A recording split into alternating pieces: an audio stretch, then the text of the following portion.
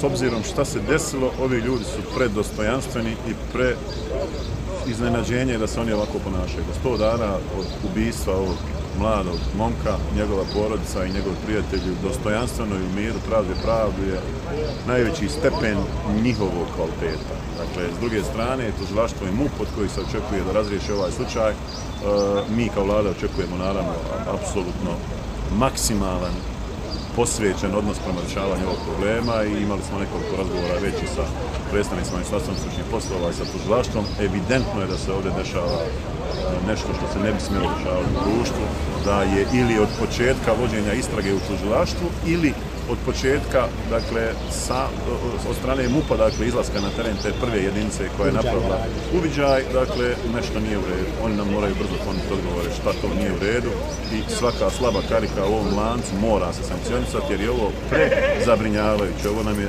drugo nerazriješeno.